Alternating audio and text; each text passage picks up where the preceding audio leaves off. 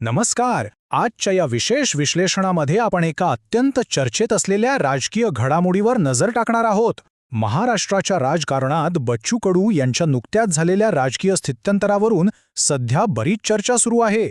विविध माध्यमांतून आणि विश्लेषकांकडून जे दावे केले जात आहेत त्यामागचं नेमकं सत्य काय आहे? उपलब्ध माहितीच्या आधारे आपण हे तटस्थपणे समजून घेणार आहोत.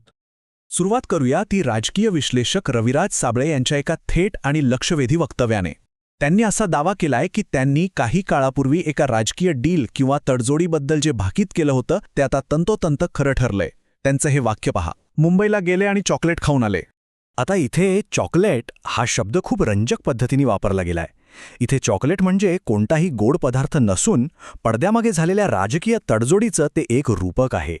विधान परिषदेची एखादी जागा किंवा भविष्यातील मंत्रिपदाचं आश्वासन या अर्थाने टीकाकारांनी हा शब्द वापरलाय. साहजिकच राजकारणातलं हे चॉकलेट काहींसाठी गोड तर काहींसाठी खूपच कडू ठरू शकतं, नाही का? हे सगळे दावे नेमके काय आहेत हे समजून घेण्यासाठी आपण 5 मुख्य मुद्द्यांवरून जाणार आहोत. चॉकलेटचं भाकीत, प्रहार पक्षाचा उदय, शेतकरी कर्जमाफी, राजकीय बदलाचा घटनाक्रम आणि तळागाळातील कार्यकर्त्यांची भावना. चला तर मग पुढे जाऊया. पहिला भाग, चॉकलेटचं भाकीक. बंद दाराआड नेमकी काय चर्चा झाली हे समजून घेण्यासाठी हा मोठा विरोधाभास बघणं गरजेचं आहे.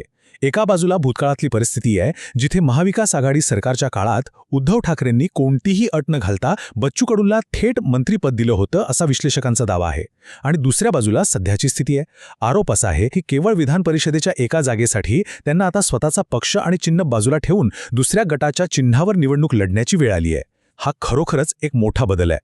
आता वळूया दुसऱ्या भागाकडे, प्रहार पक्षाचा उदय आणि त्यांचा तळागाळातील संघर्ष. हा राजकीय बदल एवढा चर्चेचा का ठरतोय हे समजण्यासाठी नेमकं कशाचा त्याग केला जातोय हे पाहणं महत्त्वाचं आहे. सूत्रांच्या मते प्रहार पक्ष हा काही रातोरात वातानुकूलित कार्यालयात बसून तयार झालेला नाहीये. तो संपूर्ण महाराष्ट्रभर अनेक वर्षांच्या मेहनतीतून उभा राहिलाय. सामान्य कार्यकर्त्यांची निस्सीम निष्ठा आणि शेतकरी हक्कांसाठी उभारलेला प्रखर लढा हा या पक्षाचा मूळ पाया राहिलाय. आणि म्हणूनच या पक्षाच्या कथित विलिनीकरणाचा मुद्दा इतका वादग्रस्त ठरतोय.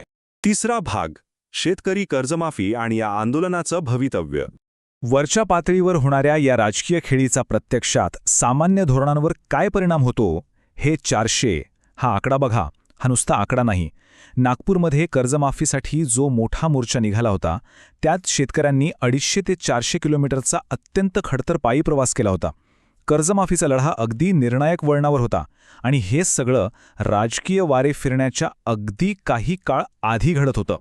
यावरून विश्लेषकांनी एक अत्यंत गंभीर आणि अस्वस्थ करणारा प्रश्न उपस्थित केलाय. आता त्या कर्जमाफीचं काय होणार? ज्या नेतृत्वाने शेतकऱ्यांसाठी सर्वात आक्रमक लढा उभारला तेच नेतृत्व आता सत्ताधाऱ्यांसोबत जोडलं गेल्याचा आरोप होतोय. मग आता त्या कर्जबाजारी शेतकऱ्यांचा आवाज कोण बनणार? या सर्व घडामोडींवरून कर्जमाफीच्या भवितव्याबद्दल 2 शक्यता वर्तवल्या जात आहेत. पहिली शक्यता म्हणजे कर्जमाफीचा मुद्दा आता कदाचित पूर्णपणे बासनात गुंडाळला जाईल, कारण सत्ताधाऱ्यांनी मुख्य आंदोलकाचाच आवाज यशस्वीपणे शांत केलाय. किंवा दुसरी शक्यता अशी की कर्जमाफी मंजूर होईलही, पण त्यात इतक्या जाचकाटी आणि किंतु परंतु असतील की त्याचा मूळ उद्देशच कमकुवत होईल, कारण आता हा आक्रमक आवाज नव्या आघाड्यांच्या बंधनात अडकलाय असा विश्लेषकांचा दावा आहे. चौथा भाग, या राजकीय बदलाचा नेमका घटनाक्रम. ही पूर्ण राजकीय तडजोड कशी आकाराला आली त्याचा घटनाक्रम पाहूया. काही महिन्यांपूर्वी नागपूरमधलं शेतकरी आंदोलन अगदी शिगेला पोहोचतं. त्यानंतर 1 जून रोजी मुंबईत देवेंद्र फडणवीस यांच्यासोबत एक अतिशय महत्त्वाची बैठक होते. सूत्रांचा असा दावा आहे की त्यानंतरचा जो 4-5 महिन्यांचा काळ होता तो काही योगायोग नव्हता, तर ती एक धोरणात्मक शांतता होती. ही डील पक्की करण्यासाठी घेतलेला तो वेळ होता. आणि आजची स्थिती आपण पाहतोय जिथे विधान परिषदेच्या जागेसाठीची तडजोड अंतिम रूप घेताना दिसतीये. आणि आता शेवटचा 5वा भाग, तळागाळातील कार्यकर्त्यांची भावना आणि रोष. या विश्लेषणातला हा सर्वात भावनिक आणि महत्त्वाचा टप्पा आहे. टीकाकारांचं म्हणणं आहे की जेव्हा नेतृत्व सत्तेत वाटा मिळवतं तेव्हा जमिनीवर राबणारा सामान्य कार्यकर्ता मात्र उद्ध्वस्त आणि हतबल होतो. इथे एक अतिशय संतप्त भावना मांडली गेली आहे. घाम गाळून आणि स्वतःचं घरदार गहाण ठेवून उभा केलेला पक्ष केवळ एका राजकीय जागेसाठी विकला गेला. ही निराशा खूप काही सांगून जाते. या स्लाइडवरची माहिती बघा. कार्यकर्त्यांनी पक्षासाठी केलेल्या वैयक्तिक त्यागाची ही काही उदाहरणे आहेत. पक्षासाठी स्वतःवर शक्क 10-10 लाख रुपयांचं कर्ज काढणं, निधी उभारण्यासाठी स्वतःच्या घरावरचे पत्रे विकणं, गाड्यांमध्ये पदरमोड करून डिझेल भरणं, रस्त्यावरच्या आंदोलनांमध्ये स्वतःच्या पैशाने कार्यकर्त्यांना जेवण देणं, हे अत्यंत मोठे त्याग आहेत.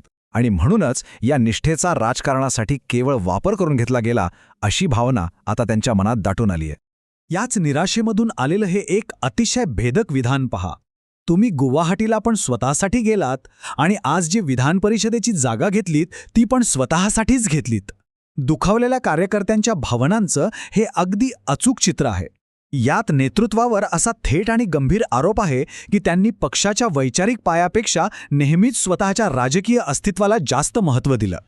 आज आपण या सखोल चर्चेमध्ये अनेक दावे, रूपकं, घटनाक्रम आणि त्याचे संभाव्य परिणाम समजून घेतले. पण हे सगळं पाहिल्यानंतर शेवटी एक अतिशय महत्त्वाचा प्रश्न उरतो. जेव्हा तळागाळातील एखादी चळवळ आणि लोकांच्या भावना अशा उच्चस्तरीय राजकीय तडजोडींमध्ये विलीन होतात, तेव्हा त्याची खरी किंमत नेमकी कोण मोजतं? हा असा प्रश्न आहे ज्यावर आपण सर्वांनीच विचार करायला हवा. आजच्या या विश्लेषणामध्ये सहभागी झाल्याबद्दल खूप खूप धन्यवाद.